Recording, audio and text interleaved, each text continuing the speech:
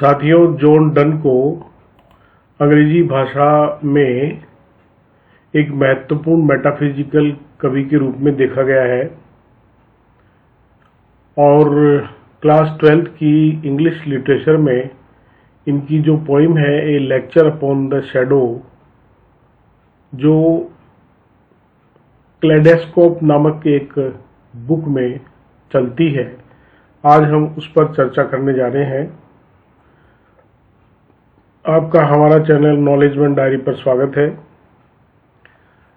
तो चलिए आगे बढ़ते हैं। सबसे पहले हम जानेंगे जॉन डन के बारे में। John Donne was representative of the metaphysical poets of his time. He sets the metaphysical mode by vibrancy of language and startling imagery and a preference for addiction modeled on the direct utterances. He was brought up as a Roman Catholic. Later he converted to Anglicanism and was Dean of St. Paul's Church till his death. John Donne को metaphysical कवियों में एक महत्वपूर्ण कवि माना जाता है और उसकी जो भाषा है, जहाँ पर वो एक प्रतीकात्मक रूप में, चित्रात्मक रूप में वो अपनी बात को प्रस्तुत करता है, उसको मानते हुए उसे सेंट पॉल चर्च का मृत्यु पर्यंत डीन बनाया गया था। The total effect of the metaphysical poem at its best is to startle the reader into seeing and knowing what he has not really noticed or thought John Donne about before. Like all Donne's poetry, this poem too reflects on emphasis on the intellect and wit as against feeling and emotion.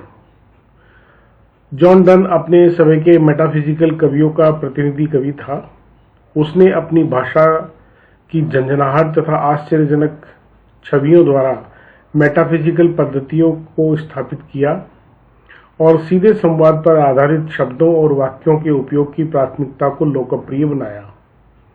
उसका पालन पोषण Roman Catholic ईसाई के रूप में, जो कि बाद में एंग्लिकन ईसाई के रूप में परिवर्तित हो गया, हुआ तथा वह अपनी मृत्यु पर्यंत सेंट पॉल चर्च का प्रमुख रहा।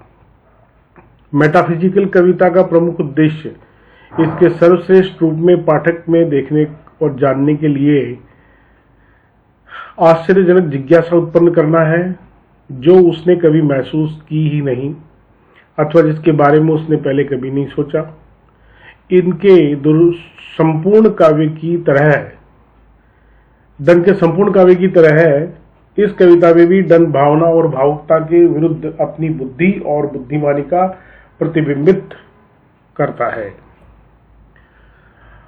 आगे अपन देख रहे हैं इस कविता के बारे में एक introduction. A poem, A lecture upon the shadows by John Donne is a metaphysical poem. Metaphysical is a term in which a reader does not see the deep thoughts of the poet.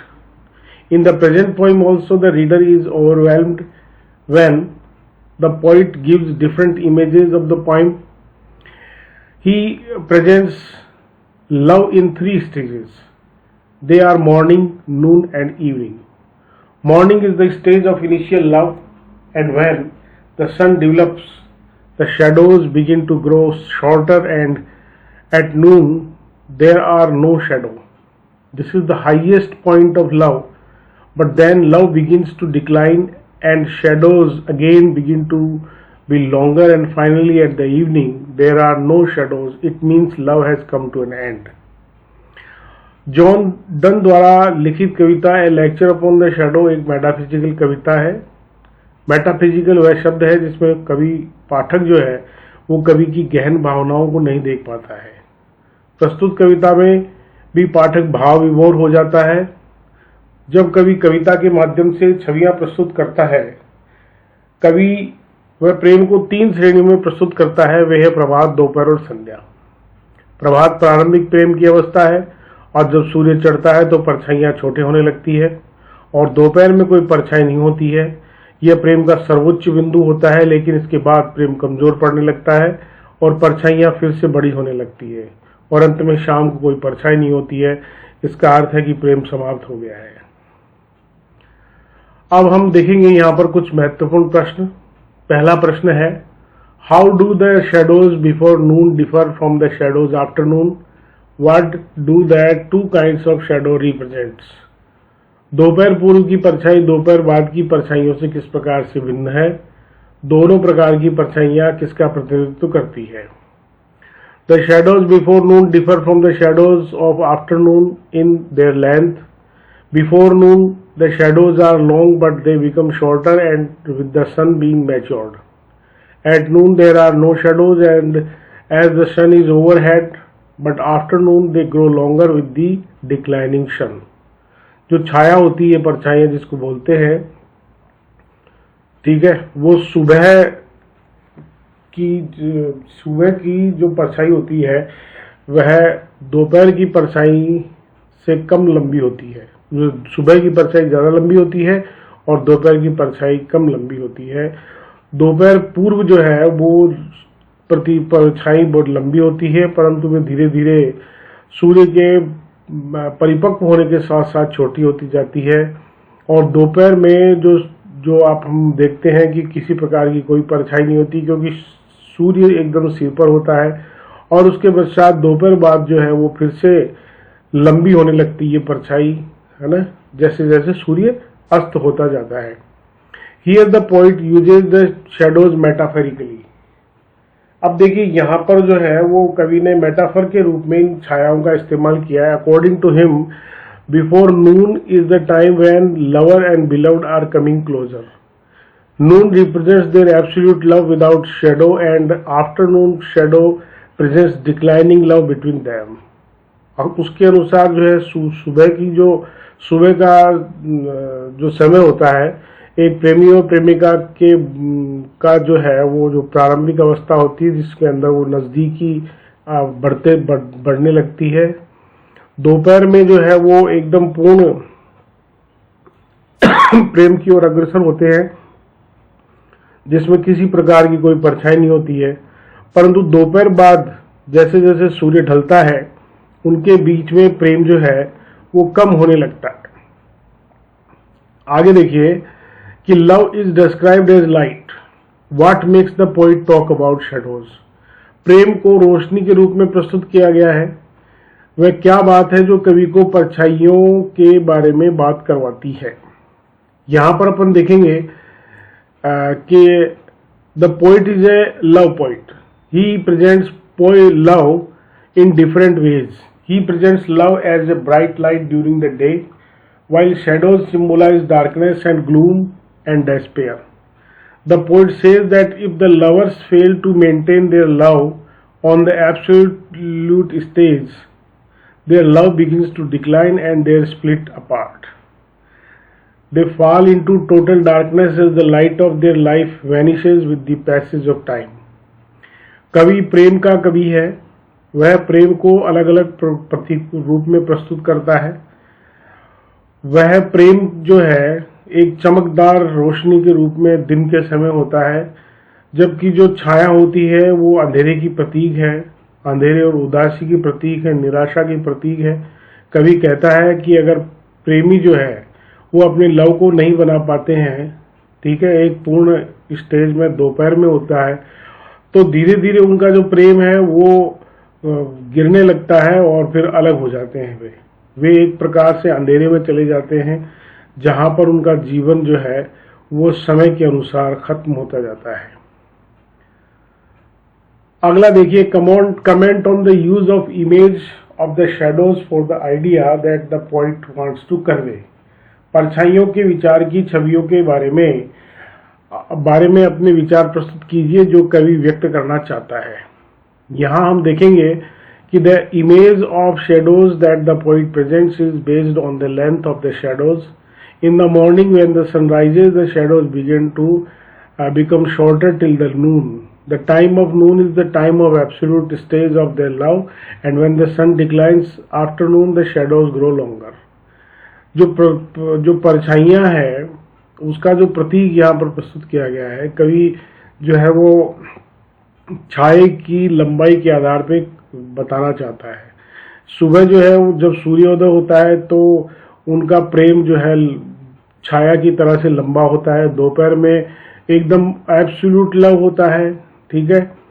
और वो एक ऐसी स्थिति होती है जहां पर किसी प्रकार की कोई छाया, कोई संदेह नहीं होता है। और जैसे जैसे सूर्य विघटन की ओर होता है तो दोपहर बाद जो है वो छाया कम होती लंबी होती जाती है। The poet wants to convey the idea that when their love is at initial stage, their differences continue decreasing. These differences come to an end at the time of noon when the sun is overhead, but they again begin to grow after noon when the shadows are again longer, and finally they come to an end at night. यानी उनका प्रेम अंत में समाप्त हो जाता है। कवि ये विचार हमें प्रेषित करना चाहता है कि प्रारंभिक अवस्था में जब प्रेम होता है तो वह गिरती हुई अवस्था से भिन्न होता है, और ये जो भिन्नता है वो अंत में दोपहर के बाद में, दोपहर के समय होती है जब सूर्य सर पर होता है तो वो जो है, परंतु सूर्य सर पर होता है तब एकदम पूर्ण प्रेम होता है, और जैसे जैसे वो सूर्य नीचे की तरफ दोपहर बाद की तरफ जाता है तो वो छाया लंबी होती जाती है, और अंत में जैसे जैसे रात होती जाती है तो परछाई खत्म हो जाती है। इसका मतलब है कि प्रेम का अंत हो जाता है। आगे देखिए कि the poet seems to be addressing his beloved in the poem. What is the message he wishes to convey to her. कविता में कवि अपनी प्रेमिका को संबोधित करता हुआ प्रतीत हो रहा है, वह उसे क्या संदेश देना चाहता है। यहाँ पर the theme of the poem is love. So in the poem the poet gives so many images of true love. He wants to convey the message to his beloved that he should love him sincerely because he does not know the barriers on the way of love. So he should love him to the core of her heart. True love is not the subject of death, decay and damnation with the passage of time. यहाँ जो कविता है वह उसका विषय वस्तु सार जो है वो है प्रेम। और ये जो कविता है जिसमें कवि जो है अपने सच्चे प्रेम की बहुत सी जो है चित्र प्रस्तुत करता है, वह हमें ये संदेश देना चाहता है अपनी प्रेमिका को कि वह उसे बहुत गंभीरता से प्यार करे, क्योंकि प्यार जो है वो किसी प्रकार की कोई बाधा नहीं जानता है। प्यार जो है वो अब उसको पूरे दिल से करना चाहिए, दिल के केंद्र बिंदु से करना चाहिए। सच्चा प्यार जो होता है वह मृत्यु, विघटन, विनाश जो समय के साथ साथ होता है उसका कारण नहीं बनता है। It is everlasting, the poet tells her that when they are able to attain the stage of absolute love, they will have to retain it in every way possible. Love is an instinct of heart, so it should not decline with the passage of time. यह एक अंतहीन समय होता है। कवि यहाँ ये कहना चाहता है कि ये जो है प्रेम जो है वो एक पूर्ण अवस्था है, और जब वे इसे बनाए रखेंगे तो ये तभी संभव है जब वे इसे निरंतर रूप में इसको कायम रख सके। लव जो है वो, प्रेम जो है वो दिल का एक प्रमुख भाग है, और इसे हमें किसी भी प्रकार से समय के साथ में विघटित नहीं होने देना चाहिए। आगे आप देखेंगे कि instead of a lecture upon love, the poet cast the poem a lecture upon the shadows. What is the effect that this has on our reading of the poem. A lecture upon love जो है उसमें अपन देखते हैं कि ये lecture upon the shadow कहता है कवि। हम इसका हमारी कविता पर पड़ने वाला क्या प्रभाव है। तो उत्तर है कि love is a strong bond between two souls. The poet here compares his love with the shadows of the sun. The true form of love is devotion, but as the sun has many stages, love also has many stages in the same way. Love has many ups and downs, thus the poet has presented the shadows as the measurement of love. As the sun rises, gets its absolute stage and finally declines. So happens with love also. प्रेम जो है वो दो आत्माओं के बीच में एक मजबूत बंधन होता है। कवि यहाँ प्रेम को सूर्य की जो है छाया के साथ तुलना करता है। जो प्रेम का सच्चा रूप है वह है समर्पण, और सूर्य जो है उसके अलग अलग अवस्थाएं होती है, और प्रेम की भी बहुत सारी अवस्थाएं होती हैं। प्रेम जो है उसमें कई उतार चढ़ाव आते हैं। इस प्रकार से कवि जो है वो छाया के माध्यम से प्रेम का मापन करता है। जैसे सूर्य उदय होता है, जैसे यह अपनी पूर्ण अवस्था पर पहुंचता है और अंत में जब इसका विघटन होता है, इसी प्रकार से प्रेम में भी ऐसा होता है। Take note also that the apostrophe is not used for indicating the possessive form love's philosophy। यहाँ love's philosophy शब्द को देखिए कि यहाँ पर apostrophe का यूज नहीं किया गया है, तो ऐसा क्यों है? In love's philosophy the apostrophe is not used to indicate its possessiveness। The reason behind it is that in Donne's time apostrophe was not used, it was introduced later on। Loves philosophy जो अपन यहाँ पर देख रहे हैं उस समय ये possessiveness को यानी अधिकार को व्यक्त करती है, और इसके पीछे कारण है कि डन के समय में अपोस्ट्रोफ का यूज नहीं किया जाता था, इसे बाद में इसको लागू किया गया है। Examples from other points from this period, how neatly do we give one only name to parents issue and the sun's bright star। अब देखिए, in the first sentence do is presented as DOE and only presented as ONELY। in the second sentence apostrophe has not been used with the parents and sons as it was not in the practice in Donne's time। यहाँ पर पहले वाक्य में हम do की जो कविता है उसको, डू की जो स्पेलिंग है उसको DOE और ओनली की जो स्पेलिंग है इसको ONELY के रूप में देखते हैं। दूसरे वाक्य में देखिए कि जो अपोस्ट्रोफ है वो पेरेंट्स और सन नामक शब्दों में नहीं लगाया गया है, PARENTS और SUNNES लिखा गया है, क्योंकि डन के समय में इसका इस्तेमाल नहीं किया जाता था। To whom does the poet address in this poem and why? इस कविता में कवि किसे संबोधित करता है और क्यों? The poet addresses to his beloved because he wants to give a lecture on love to her। He wants to tell her about the true philosophy of love so that she may be truthful in her course of love with him and should not deceive him when they make progress in love। कवि अपनी प्रेमिका को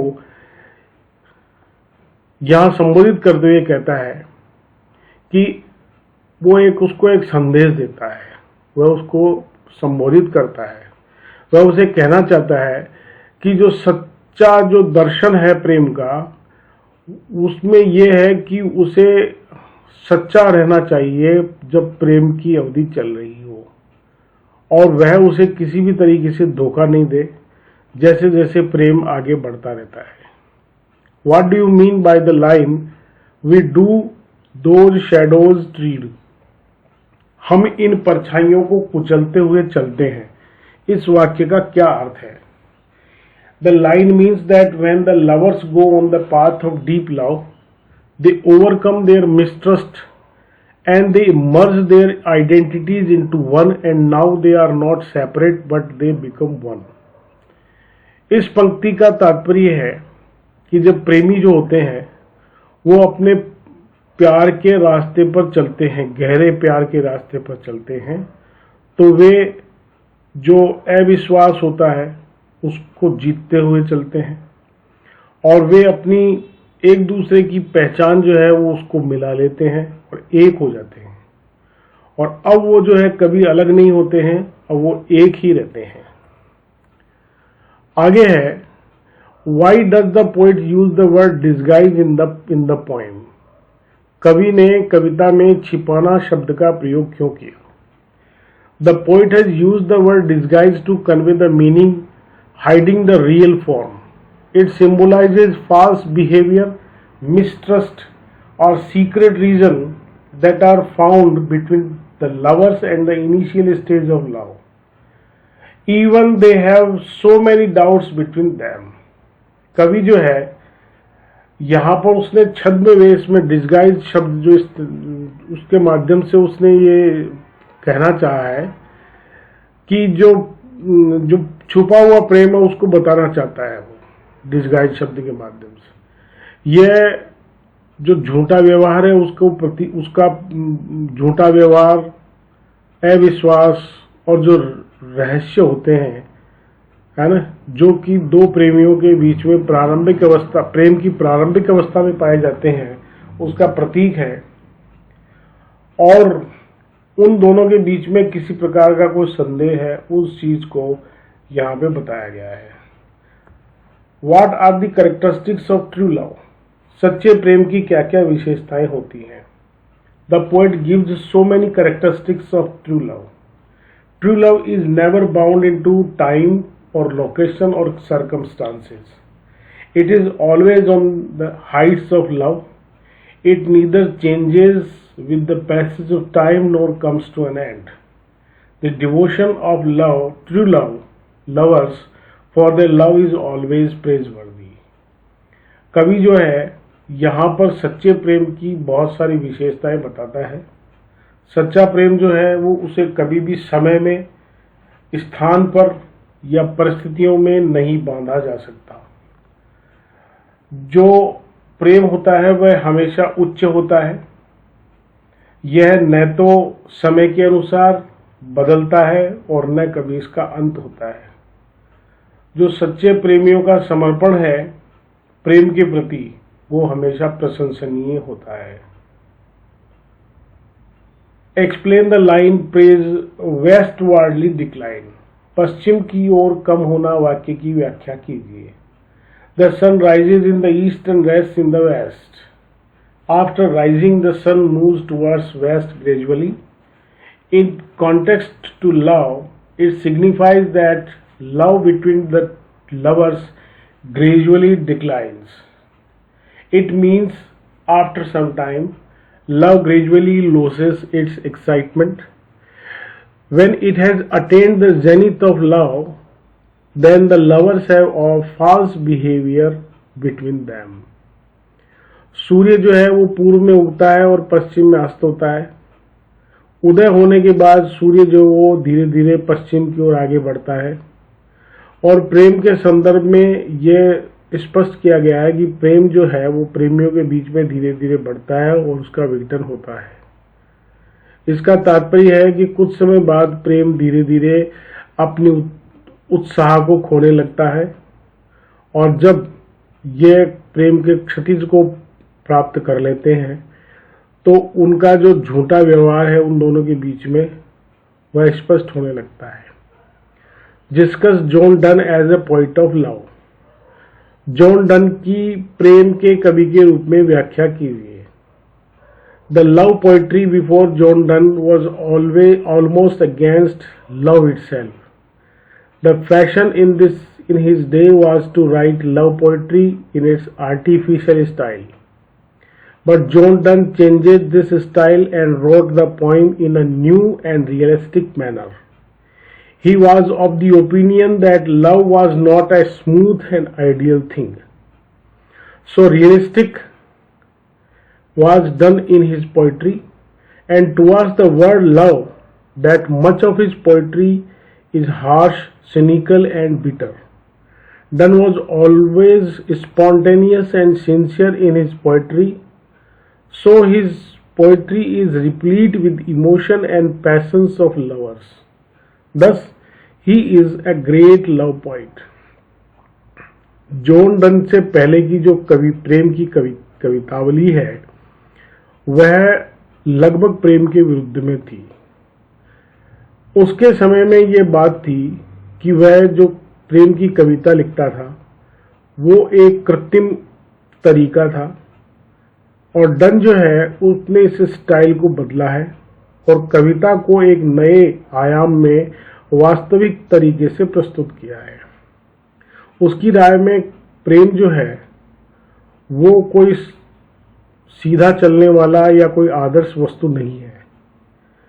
यह इतनी वास्तविक है जो John Donne ने अपनी कविता में प्रेम शब्द के बारे में बताया है कि ये बड़ी कठोर और बड़ी सिनिकल है और बड़ी कड़वी है।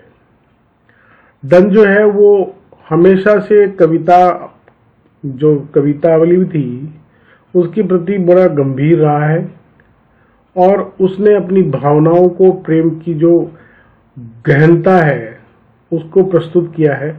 इस प्रकार से हम कह सकते हैं कि जॉन डन एक बहुत बड़ा प्रेम कवि था। How can you say that Donne's poetry has a dramatic quality? आप ये कैसे कह सकते हैं कि डन के काव्य में नाटकीयता है?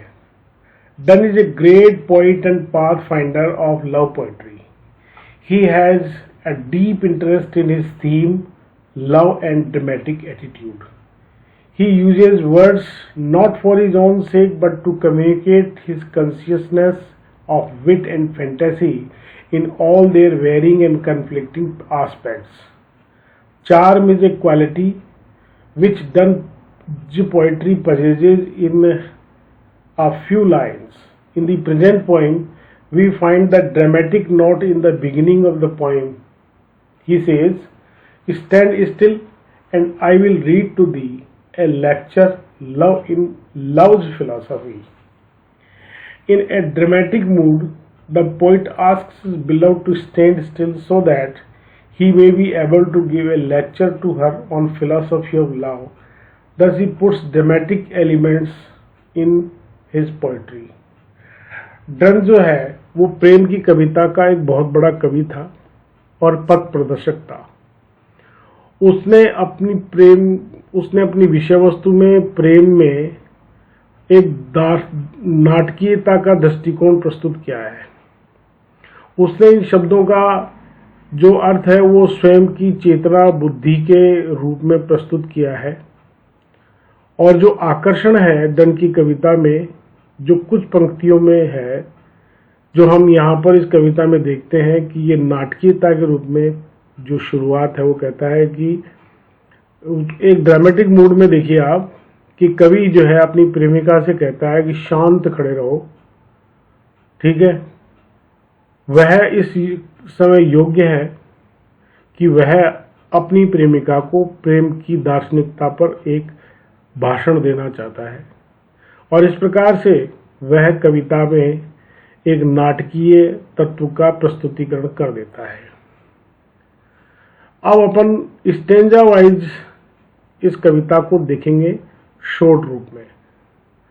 ये पहला स्टेंजा है, stand still and I will read to thee a lecture love in love's philosophy, these 3 hours that we have spent walking here, 2 shadows went along with us, which we ourselves produced, but now the sun is just above our head.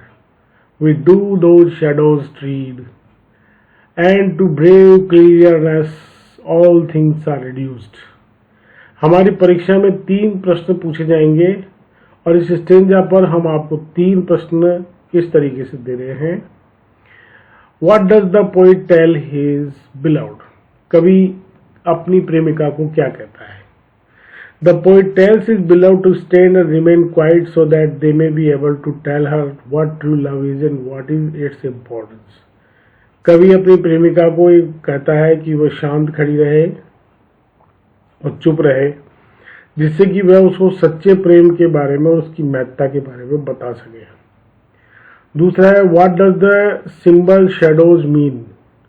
Shadows are the symbol of confusions, mistrusts and doubts that is generally found between lover and beloved. That is why the poet wants to reduce shadows. कि symbol जो shadows का तात्पर्य यहाँ पर क्या प्रतीक, किस चीज? Shadows जो है वो भ्रम अविश्वास और संदेह इसका प्रतीक है, जो कि सामान्य रूप से प्रेमी और प्रेमिका के मध्य पाया जाता है। और इसी प्रकार से ये जो है शैडोज जो है उससे रिड्यूस होता है। तीसरा है कि what does it signify when the poet says that sun is above head. कवि ये क्या कहना चाहता है कि सूर्य सर के ऊपर है। When the poet says so, he means that their love has found the apex point and now there are no doubts between the lover and the beloved. इस प्रकार से कवि कहकर के ये मतलब उसका तात्पर्य है कि उनका जो प्रेम है वो सर्वोच्च बिंदु पर है और अब उनमें कोई संदेह नहीं है प्रेमी और प्रेमिका के मध्य में।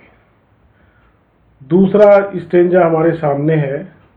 So whilst our infant's love did grow, disguises did the shadows flow from us and our cares, but now it's not so, that love hath not attained the highest degree, which is still diligent least others see, except our loves at this no one stay, we shall new shadows make the other way.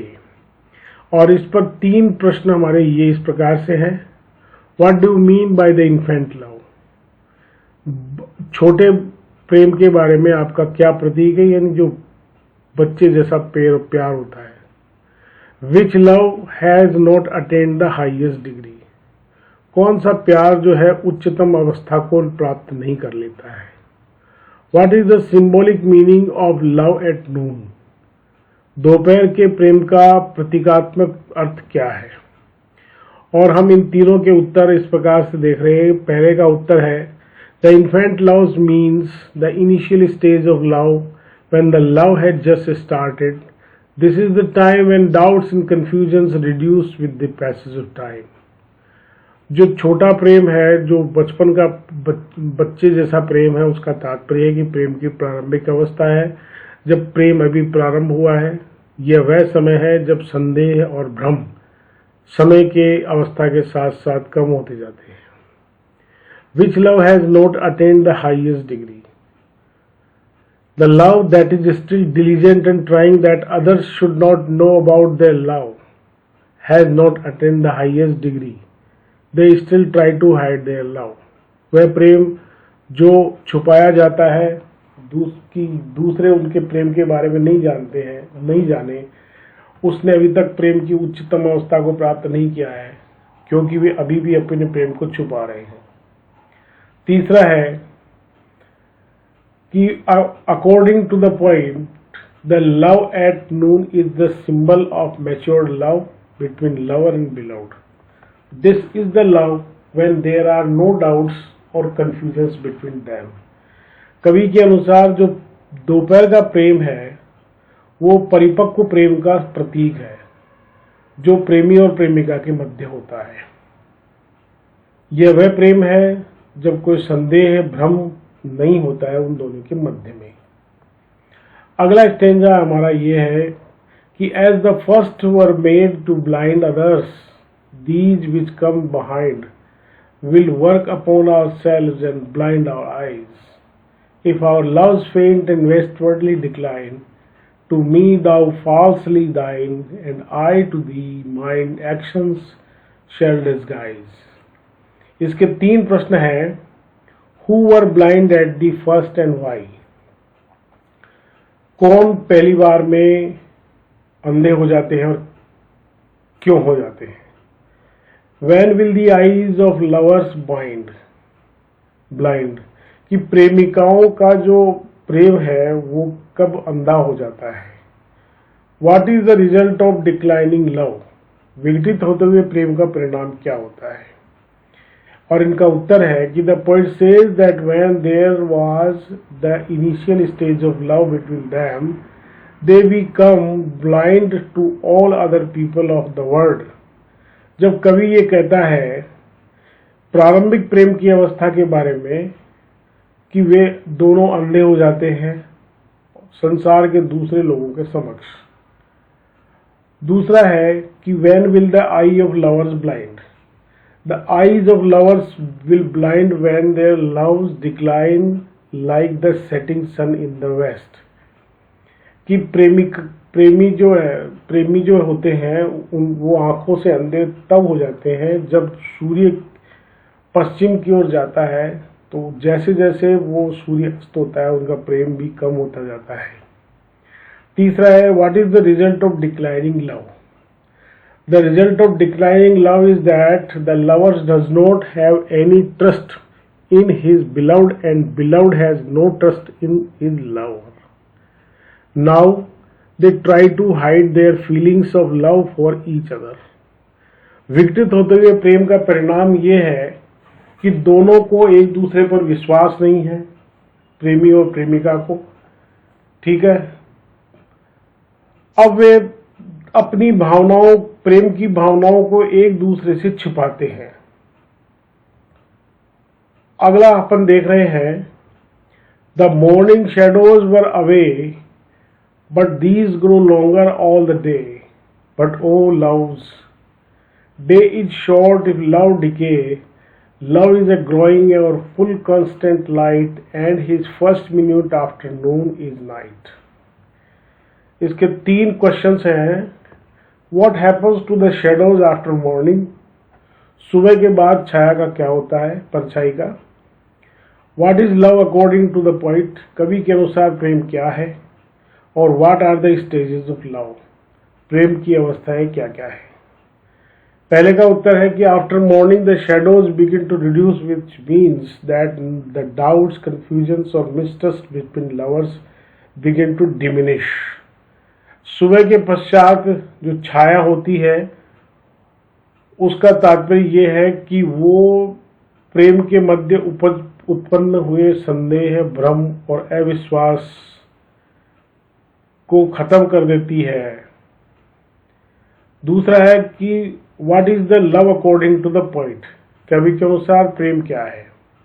According to the poet, love is a glory of constant light, a true love always develops in the heart of lovers.